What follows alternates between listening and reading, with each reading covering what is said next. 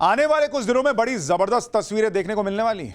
एक तरफ प्रधानमंत्री नरेंद्र मोदी जो सनातन के पुराने वैभव को वापस लेकर आ गए हैं, और दूसरी तरफ बाबा बागेश्वर जो सनातन का डंका देश दुनिया में बजा रहे हैं। सोचिए वो क्या तस्वीर होगी जब प्रधानमंत्री नरेंद्र मोदी और बाबा बागेश्वर पहली बार एक साथ एक मंच पर होंगे।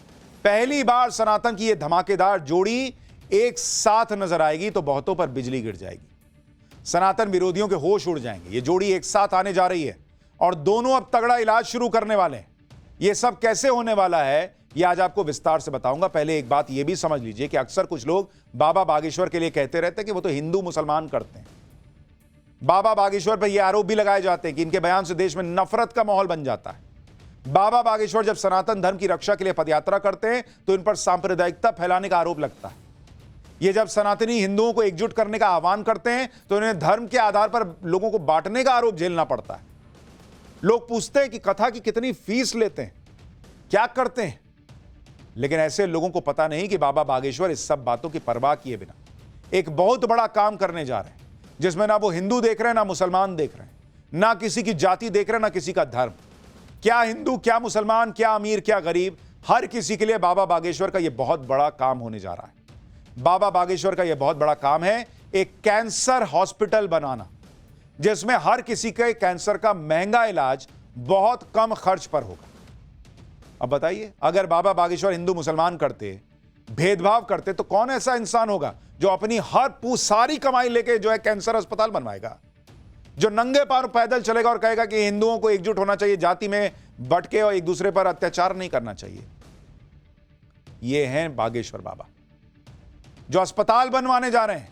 और सबसे बड़ी बात यह है कि बाबा बागेश्वर के इस बड़े मिशन के लिए 23 फरवरी को खुद प्रधानमंत्री मोदी इस कैंसर अस्पताल का शिलान्यास करने के लिए बागेश्वर धाम जा रहे हैं। पीएम मोदी को जब बाबा बागेश्वर ने इस कैंसर हॉस्पिटल के शिलान्यास को लेकर निमंत्रण भेजा तो उन्होंने तुरंत स्वीकार कर लिया। इसके अलावा 26 तारीख को बाबा बागेश्वर महाशिवरात्रि के अवसर पर बागेश्वर धाम में 251 गरीब कन्याओं का सामूहिक विवाह समारोह भी करवा रहे हैं। इसमें देश की राष्ट्रपति डॉक्टर द्रौपदी मुर्मू बागेश्वर धाम जा रही।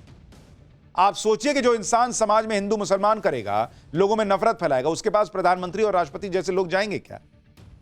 लेकिन सबको दिख रहा है कि बागेश्वर बाबा क्या कर रहे हैं, कैसे जात पात को मिटाने में लगे हैं और कैसे बड़ी भयंकर बीमारी कैंसर के इलाज के लिए भी काम कर रहे हैं। जिस बागेश्वर धाम में कुछ साल पहले तक कोई जानता नहीं था उसको, मैं तो गया हूं, सड़क नहीं थी ढंग की वहां पर, आज वहां के देश के प्रधानमंत्री और राष्ट्रपति जैसी शख्सियत जा रही। बाबा बागेश्वर ने पिछले कुछ सालों में बागेश्वर धाम का पूरा कायाकल्प कर दिया, इस पूरे गांव की अर्थव्यवस्था को आसमान पर पहुंचा दिया। आज स्थिति यह है कि बागेश्वर धाम पूरी दुनिया में जाना जाता है और अब उसी बागेश्वर धाम में सनातन की सेवा के साथ साथ बीमार लोगों की भी सेवा का इंतजाम किया जा रहा है। आगे बढ़ने से पहले आपको बाबा बागेश्वर के कैंसर हॉस्पिटल वाले इस मिशन की कुछ झलकियां दिखाता हूं।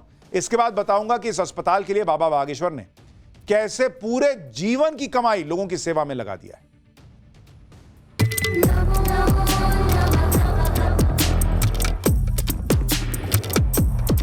अब बुंदेलखंड के लोगों को कहीं बाहर नहीं भटकना पड़ेगा। मंदिर का निर्माण नहीं, हमारे गुरुजी बोले अब कैंसर हॉस्पिटल का निर्माण होना चाहिए। और जो कहते थे मंदिरों से क्या होता है, उनके मुंह पर यह तमाचा लगेगा। बागेश्वर धाम में पीएम मोदी के आने की खबर से पूरे इलाके में त्योहार जैसी तैयारियां चल रही हैं। कैंसर हॉस्पिटल के भव्य शिलान्यास को लेकर पूरे इलाके में जबरदस्त उत्साह है। लोग बहुत खुश हैं भाई कि मोदी जी आने वाले हैं, कैंसर हॉस्पिटल बनने जा रहा है। बागेश्वर धाम के लोगों को शुरू में तो इस बात का यकीन ही नहीं हुआ कि उनके गांव में पीएम मोदी आ रहे हैं, लेकिन बाबा बागेश्वर के प्रयासों से आज ऐसा दिन आ गया कि पीएम मोदी बागेश्वर धाम जा रहे हैं। आगे बढ़ने से पहले आपको इस कैंसर हॉस्पिटल के बारे में भी बताता हूं। छतरपुर जिले के बागेश्वर धाम में 100 बिस्तरों वाला मल्टी स्पेशलिटी कैंसर हॉस्पिटल का निर्माण शुरू हो रहा है।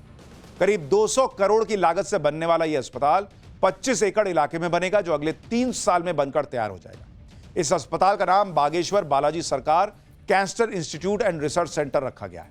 इसका भूमि पूजन पीएम नरेंद्र मोदी 23 फरवरी को करने वाले हैं।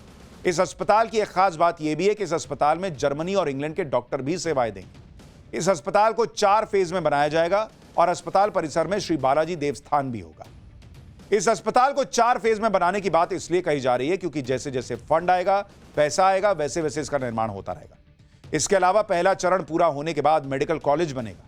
23 फरवरी को होने वाले कार्यक्रम को लेकर बाबा बागेश्वर ने लोगों से क्या अपील की है, एक बार उसको सुनिए। उसके बाद बताता हूं कि इस अस्पताल के लिए बाबा बागेश्वर ने भव्य मंदिर तक का काम रुकवा दिया और इतना पैसा कैसे आया वो भी बताऊंगा।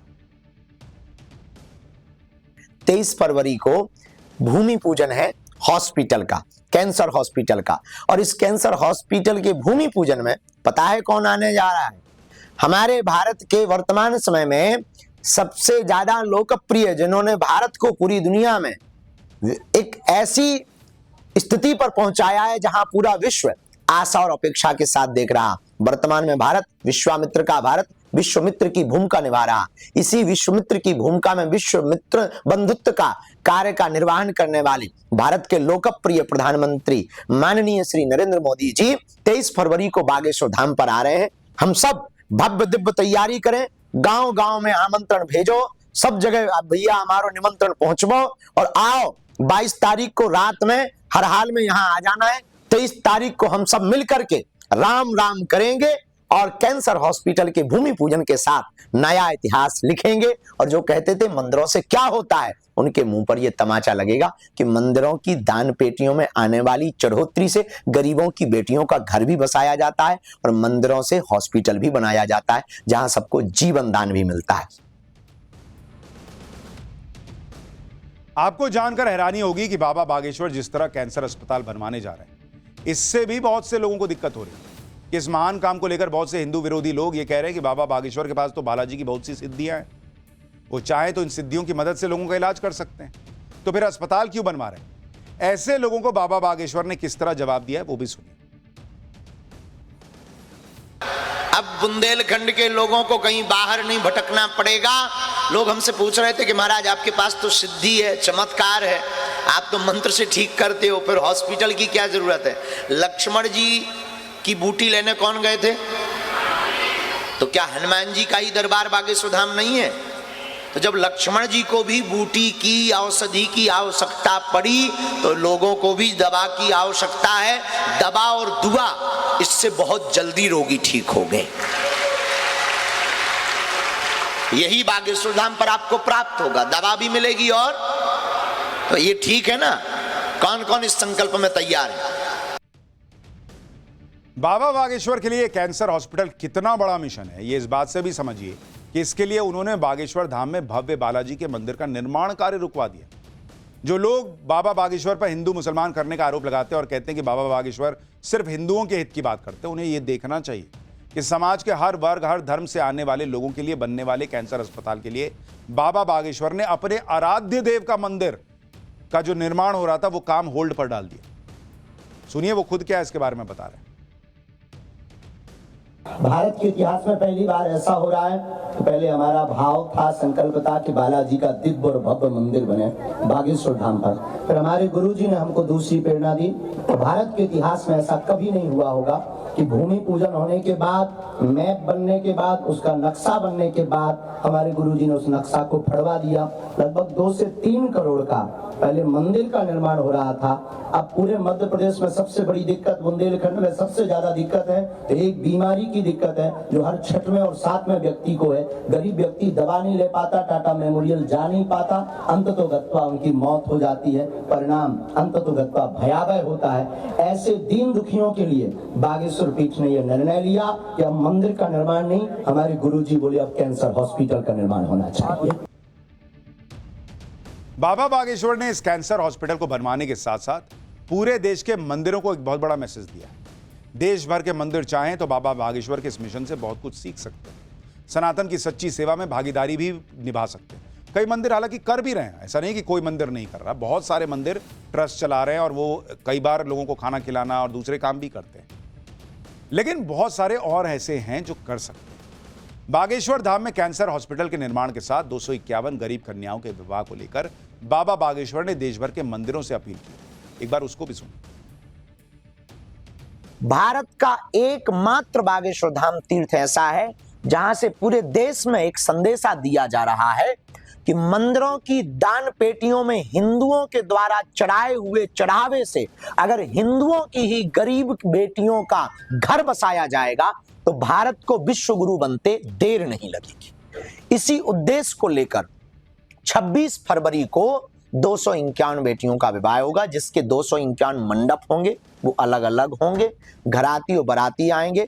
वर पक्ष और कन्या पक्ष में किसी को कुछ भी सहयोग नहीं लगेगा।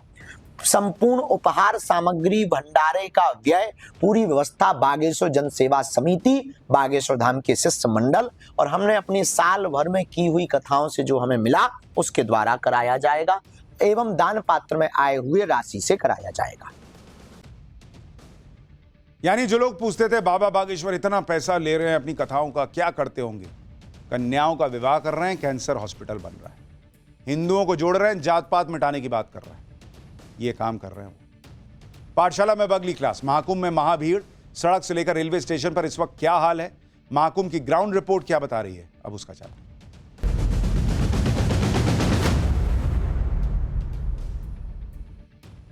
इस देश में सनातन को लेकर जो आस्था है वो हर सवाल पर भारी पड़ रही है।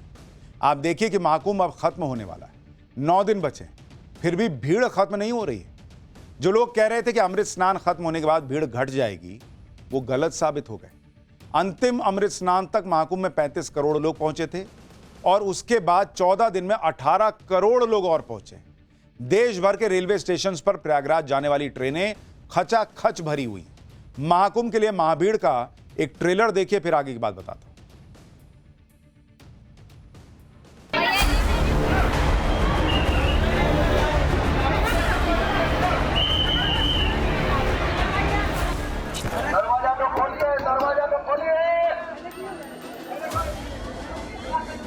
ये दरवाजा खोलिए।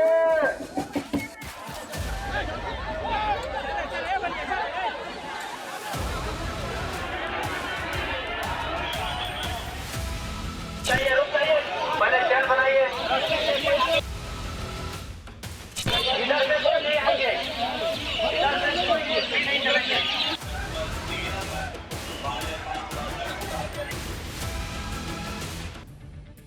इन तस्वीरों को देखिए, क्या प्रयागराज, क्या वाराणसी, क्या अयोध्या, हर जगह रेलवे स्टेशन श्रद्धालुओं की भीड़ से भरे हुए हैं।